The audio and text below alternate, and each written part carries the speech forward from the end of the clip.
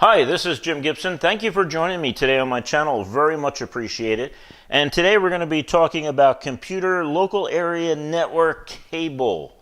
Not the techniques of how to put it behind the wall or things like that, but what are the different types of cable and what is your application and how it can possibly help you and just help you ordering the right type of cable. So this is your standard what they call IW, inside wire cable, that's used 95% of the time when you're cabling buildings. So it can be a commercial building, can be a residential building.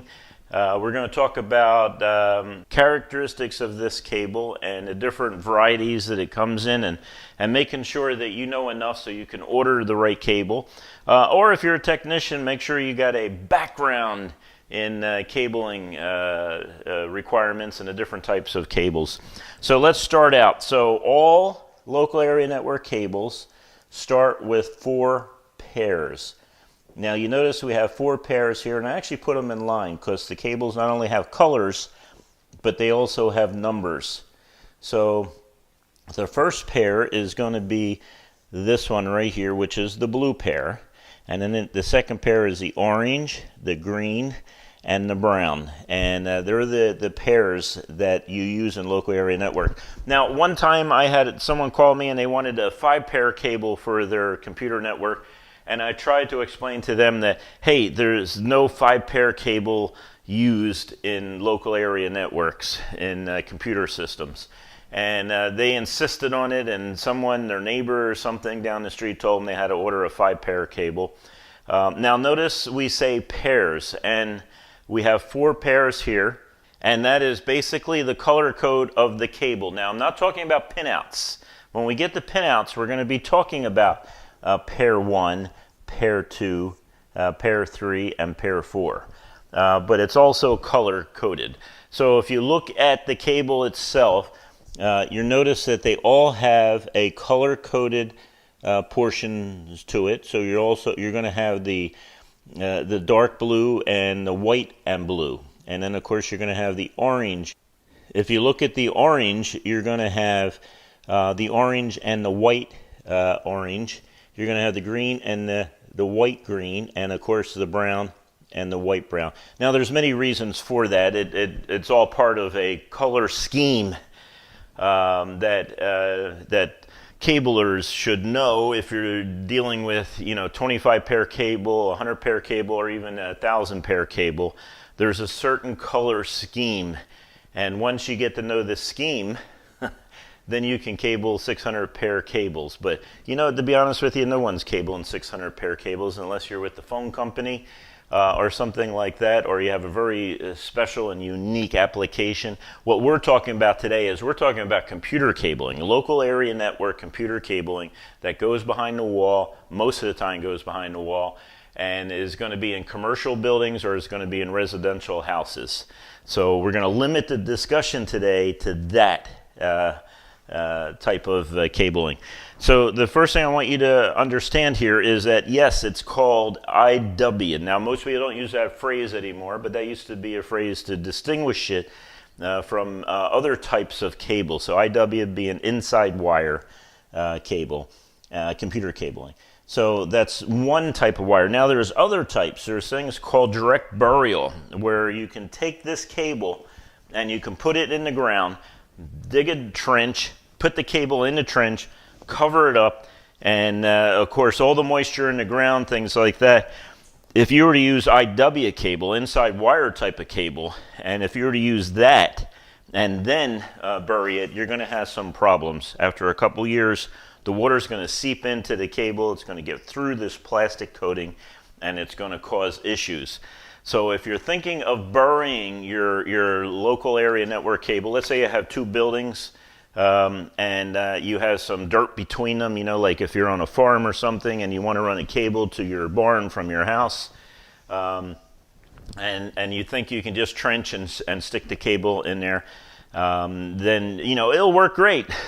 Year 1, by about year 3, you're going to have problems. You're going to have to redo it. So in that case, you want what's called direct burial. Now, in direct burial, there is some goo in it, and the goo, affectionately called by technicians who do cabling, icky picky, because you get it all over your hands, and then all of a sudden your hands become furry from all the dust and the dirt and everything else. So you really should wear gloves, but it washes off. You get some decent soap, you can wash your hands. But inside the cable itself, so inside this sheeting here, there's this gooey stuff, and that's for direct burial.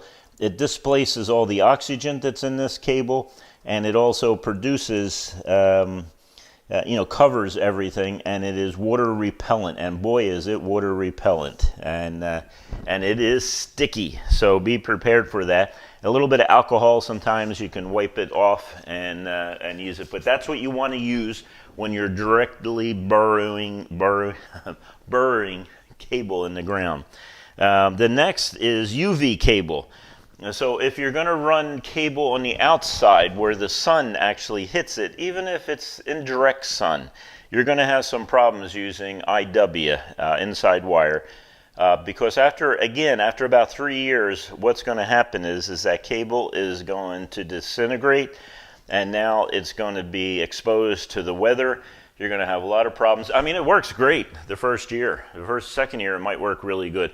By about the third year, it starts falling apart when it's outside.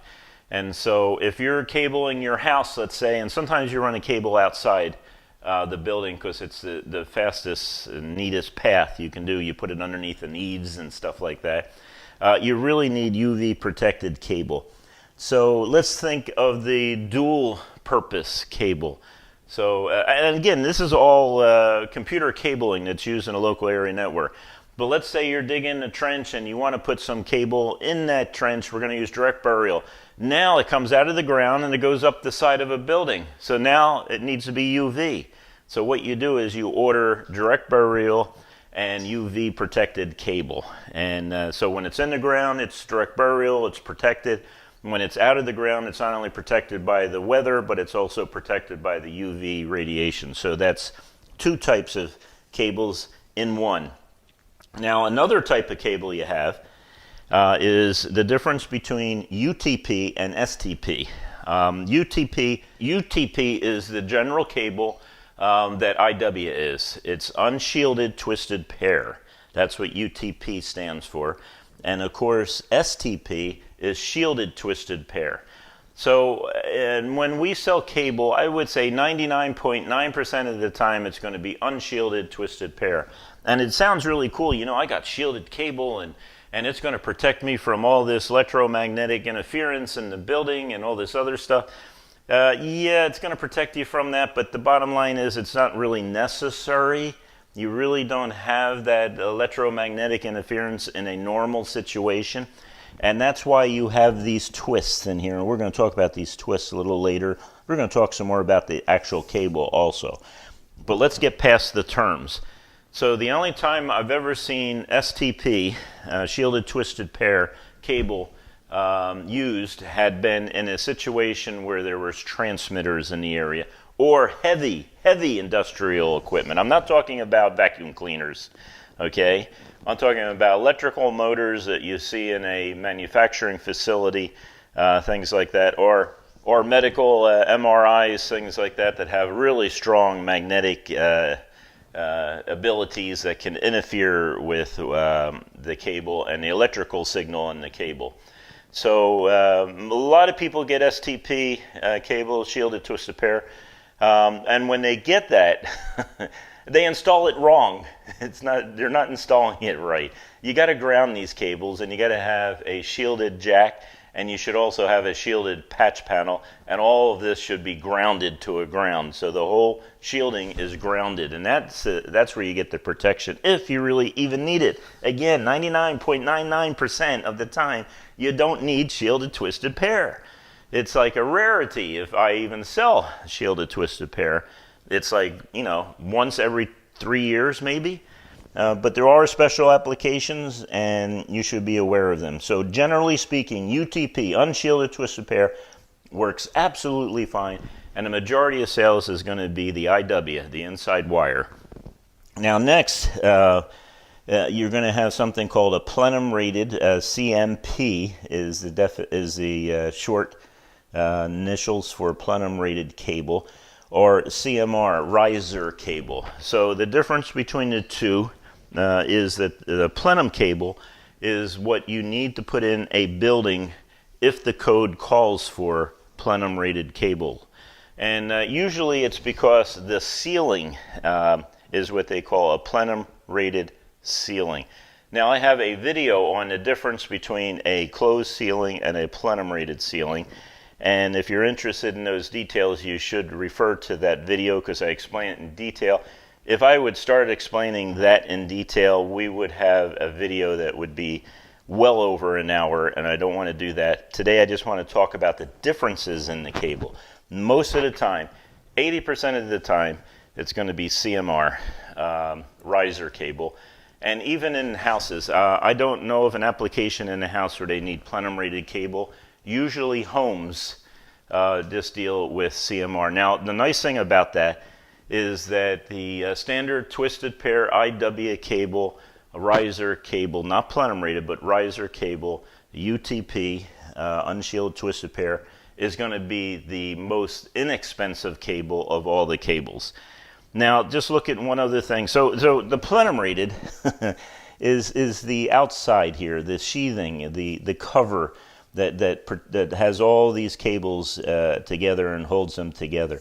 That casing is going to be plenum rated or riser rated, and that's the difference types of cable you need. That's all it is. It's not electrical.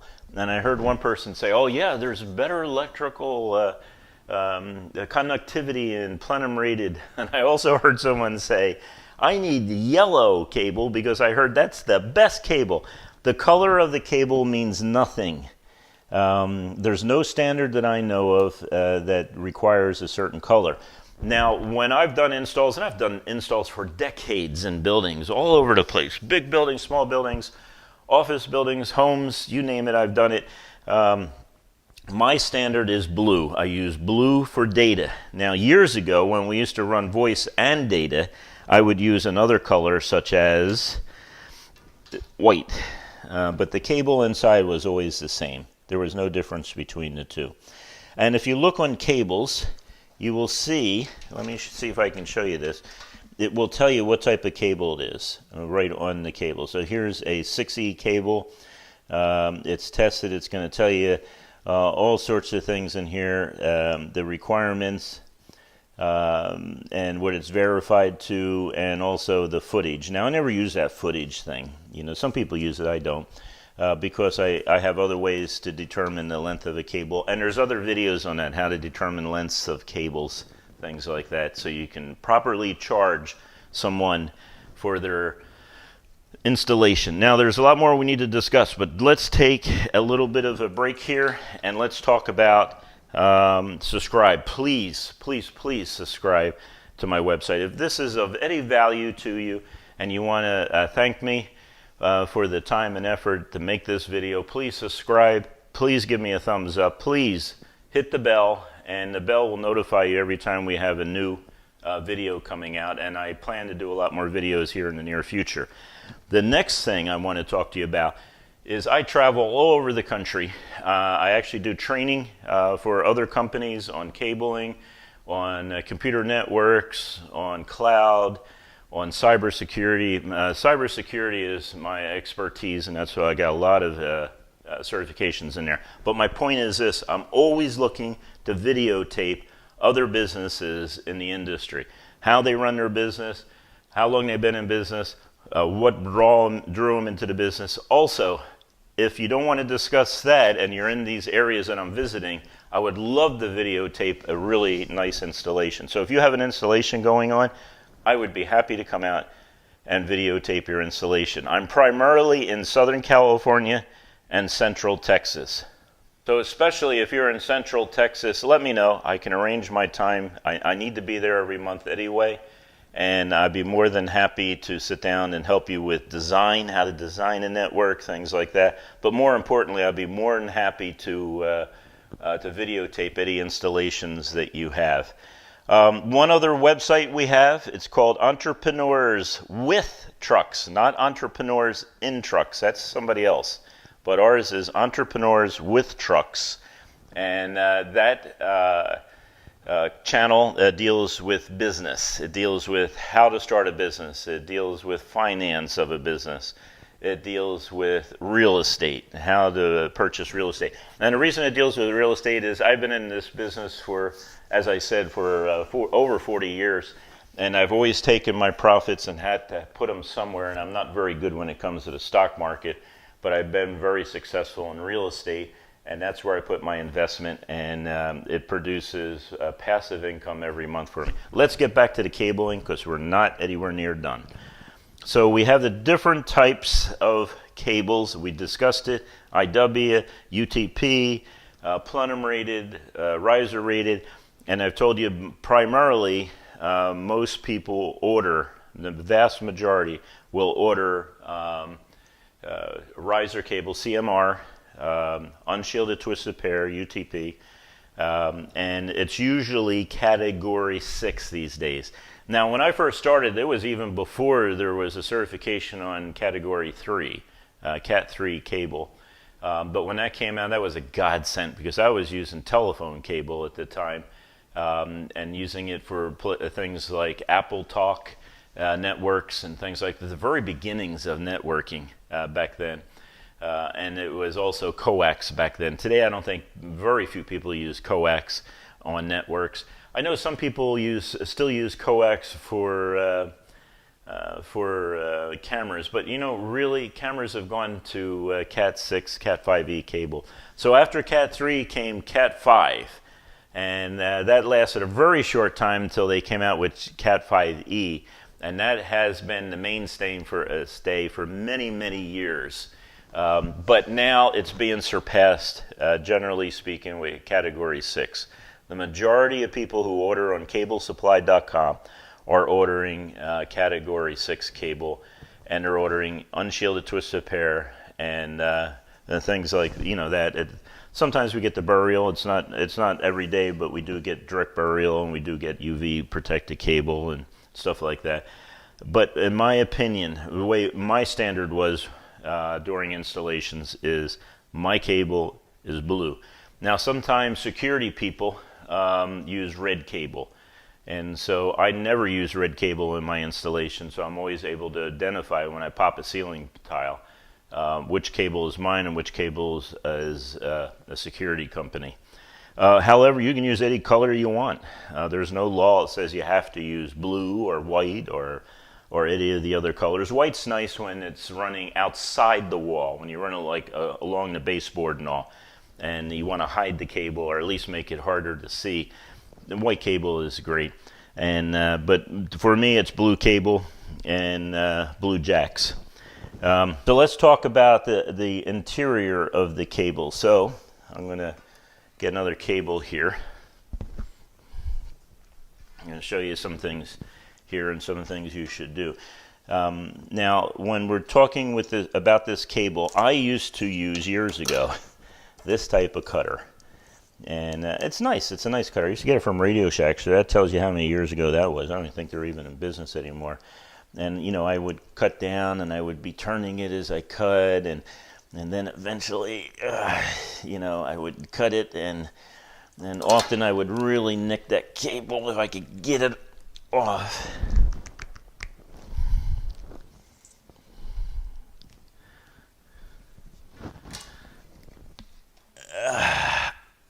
There you go. Very dramatic. But you know, here's your 4 cables again, your 4 twisted pairs on it, and you have a thing called a separator. So this is a Cat6 cable, and most Cat6 cables, I can't say all because I don't know about all, but all the ones I've seen always have this separator in it, and I sell the cable with the separator, and that's what it is. Now, I use this old cutter. I'm going to show you a new way and a better way to do it when you're cutting cable, but I'm going to cut this off. Okay, it's a nice cutter if you're just cutting cable, and don't worry about that. So what I use is this little device. Very inexpensive, by the way. It has a razor blade in there, and if it'll cut about 100 cables before it gets a little dull and it gets to be a pain to use it.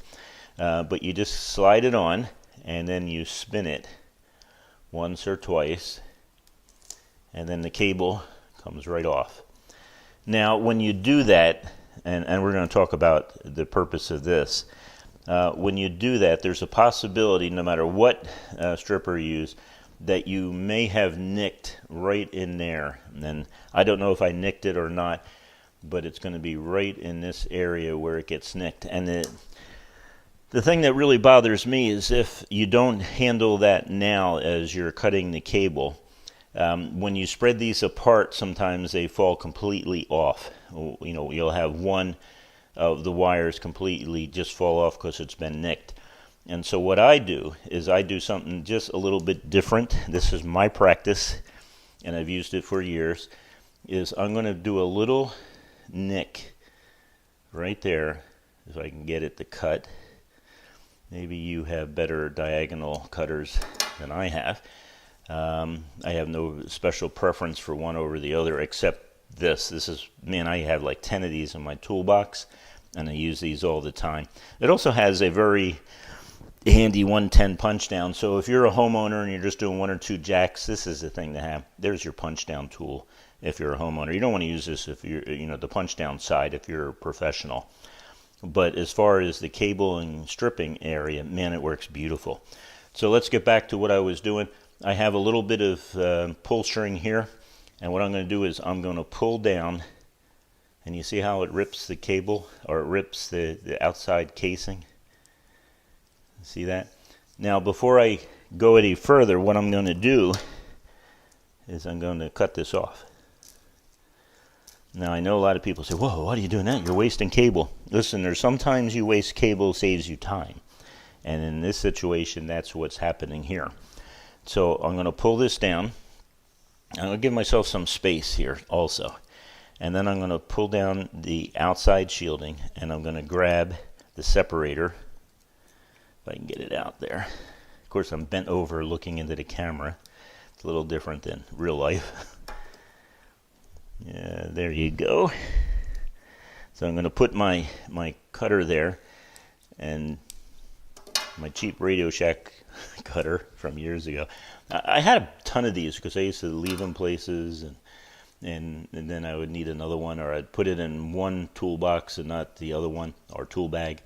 So there's my 4 wires, and if you remember, the blue pair is the first pair, orange is the second pair, green is the third, and of course the last one is brown.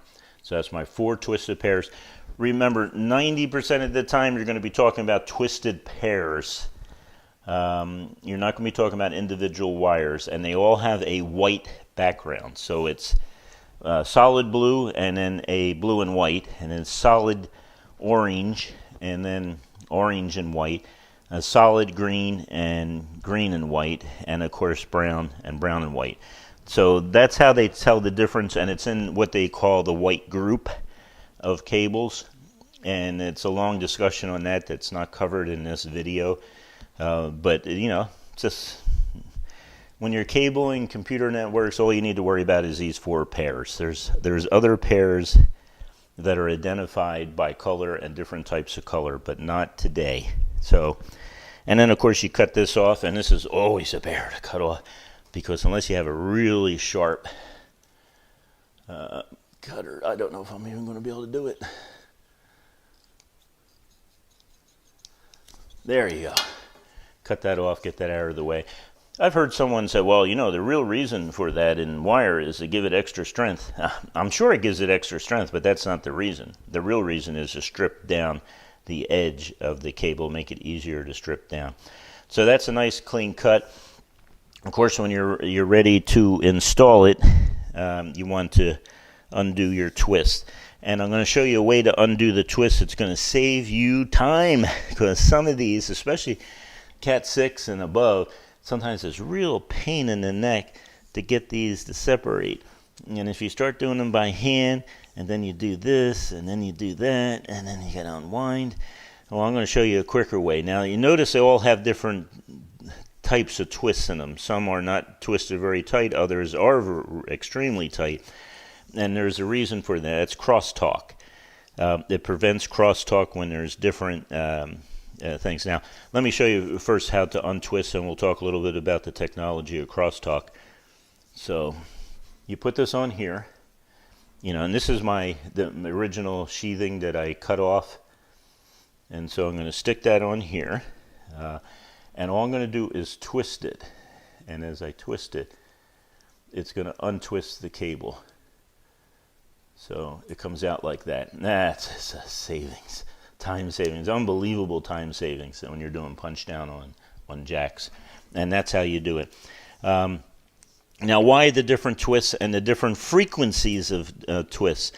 Well, if you ever had, I don't know, science, basic science, and when it deals with electricity and stuff like that, what you're going to hear is you're going to know that if you run two parallel wires next to each other and you run fluctuating current on one, AC current, signals that that you send out like in a computer network, that eventually what happens is there'll be bleed over onto the other cable if you run them parallel. And the reason why is that creation of the magnetic field and then a breaking down of the magnetic field produces electricity in the other wire. And of course, if you're sending over frequency type of information like you do in the computer network, you're going to have some issues in that area because it's going to go up and down, and it's going to create, it's going to bleed over into the other cable. Now, there's science involved in this, so I'm just going to hit it really quick. There's a radio frequency length, and it can be determined in math. I used to have to know that because I used to have to build what they called field expedient antennas when I was in the Marine Corps Communications. And you have to have a certain length for the cable. Certain lengths has to be harmonics, and I'm really getting in detail here. You don't need to worry about it because the engineers have figured this out for you, and they've put in twists in there. The twists are important, and that's why each one is a little different. So the wire, the energy on one wire doesn't transmit onto the pair of another wire. That's also why you have separators. It keeps them separate. And if you notice, here's a separator. You notice it has a twist in it. So it's not only the wires are twisted down here, but also the separator is twisted. And this is a quality cable. A lot of junk cable you get don't have separators in it. Now, I'm not talking about 5e because most 5es do not have separators. But once you hit 6 and 7 and on, you're going to have separators. And everything I'm talking about today deals with a lot of, even things that go back to Cat3, which I can't even get Cat3 cable anymore. I don't know why anybody would even think about it, but I brought it up. And it goes all the way up into Cat7 and beyond when it comes to copper cable. Now, there's solid cable. So these things in here are solid. And you never have to worry about stripping these anymore. You used to have to strip these cables all the time because you would have posts, the little screw posts, and you'd have to strip these and then wrap it around the screw posts. Yes, they use them for computer network screw posts, RJ45s. But let's strip one. I'm going to show you if I can get it to strip. Yeah, there you go. And again, this is good knowledge if you're doing cabling. You need to know these things because it's going to help you understand when you have to troubleshoot cabling issues. This is rare, but at least you should be knowledgeable as a professional. And if I can get that to focus, there you go. That's a solid copper wire right there. Now, there's other wires called stranded wires that are actually have strands in them. So they don't have one conductor, but one wire will have multiple strands in it. And the reason the difference is that, if you bend metal back and forth, eventually it will break. Now, of course, I don't think this is going to break on me because it's made to bend back and forth maybe 50 times, and it's great for the walls. You're not going to break any cables by pulling them. Of course, you don't want to stretch them, but you're not going to break any cables. And so that's basically what you got here is you have that solid cable. Now, the reason why you use stranded is stranded.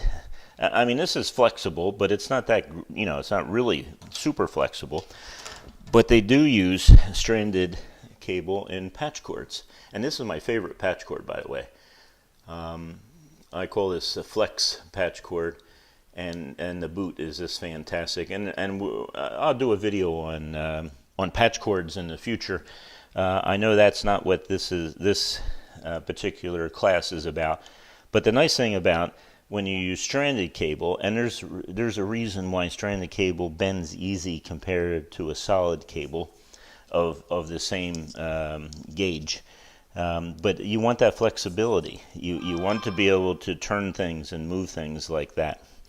So that's the only place you use stranded is here. Now, I do not sell stranded cable, so every once in a while I have someone call up and say they need 1,000 foot of stranded cable, and I asked them why, and they said, well, that's because I was told that's what you need for jacks. Well, no, they don't work on jacks. They don't work on 110. You can't punch down a stranded cable. I know someone's going to send me an email, say that they have done it, but generally speaking, I have never done it. It is not part of the requirement to put in this type of network. So when you're cabling a building, it's not necessary. So there's different colors that are involved, and the next video, or another video, I don't know if it's going to be the next one, I'm planning it to be the next one, we're going to talk about mod plugs, we're going to talk about RJ45s, we're going to talk about patch panels, we're going to talk about punching down cable in the RJ45s, and we're also going to talk about mod plugs and how to make a solid connection in a mod plug, because you can go through like 10 mod plugs if you don't know what you're doing before finally you get one that's right. So we're going to talk about all those things, and that's probably going to be on another video. But don't forget, please subscribe, ring the bell, and give me a like. Also make comments. So if you disagree, sometimes I misspeak. So if you know an area where I misspoke, let me know. And also let me know how valuable these videos are for you if you're a cabler or even a homeowner just doing this one time in your house and you like to do it yourself. That's fantastic. And I get a lot of homeowners that buy parts off of me. So I hope you're having a great day. Thank you for joining me today, and I'll get you on, or see you on the next video.